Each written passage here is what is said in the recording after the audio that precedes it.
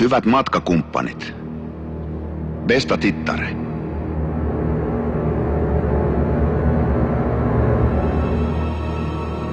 Tässä vaiheessa ajattelin kertoa hiukan perusasioita kohteestamme. Matka-aika kannattaa käyttää hyvin. Matkalla oleminen on enemmän kuin perille pääseminen.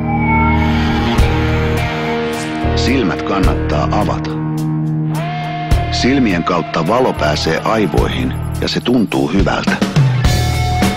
Näytä silmillesi jotain, mitä ne eivät ole ennen nähneet ja näkö tarkentuu. Katso sinnekin, minne ei pitäisi. Eksyminen on suositeltavaa. Oli Kolumbuskin matkalla Intiaan ja sinne hän myös luuli pääseensä. Varo liikaa varovaisuutta. Turistiripuli paranee pillereillä, mutta käyttämättömästä elämästä ei saa rahoja takaisin. Opettele uusi juomalaulu, uusi vitsi ja uusi tanssi ja pian huomaat, kuinka niille on käyttöä. Opettele sanomaan minä rakastan sinua ja pian tarvitset sitä taitoa usein. Opettele sanomaan ei silloin kun pelkäät ja kyllä silloin kun pelkäät turhaan. Sano usein kyllä. Se tekee sinut onnekkaaksi. Sano kyllä kiitos. Se tekee muut onnelliseksi. Riko se aita, jonka mukavuuden halu rakentaa sinun ja kaiken uuden välille. Ei sitä ennen ollut. Muuten et olisi tavannut puolisoasi ensimmäistä kertaa. Lupaa itsellesi taas uusia asioita. Naudan ja ranskan kieli ovat kokeilemisen arvoisia. Juo muutakin kuin kahvia, mutta juovu myös sadevedestä. Syö enemmän lumihiutaleita kuin kaviaaria.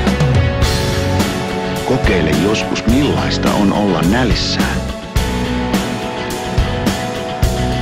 Katso enemmän unia kuin televisiota. Katso televisiota vain silloin, kun se ei pidä sinua tyhmänä. Tyhmyys tekee tyhmäksi ja uusia aivoja on vaikea saada. Vaihda kanavaa. Sulje televisio.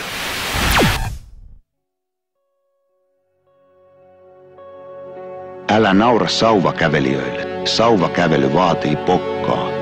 Älä naura rullalautailijoille, sillä heillä on uskonto. Kokeile molempia. Naura, jos olet oikein vahva, naura itsellesi, ja ellet ole, itselle nauraminen vahvistaa. Itke kerran kuukaudessa.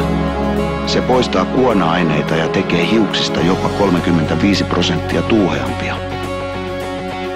Ei kannata uskoa kaikkea, mitä televisiossa sanotaan. Suhtaudu häkkeihin epäillen. Jos pitää marsua yksin tyhjässä häkissä, se sairastuu ja kuolee. Päästä rakkaasi marsu häkistä usein.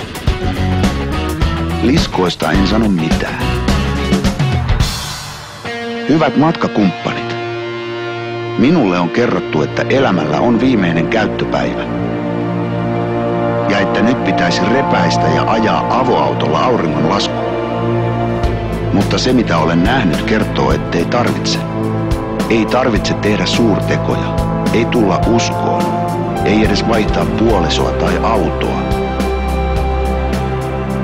Eläminen tapahtuu tekemällä pieniä liikkeitä.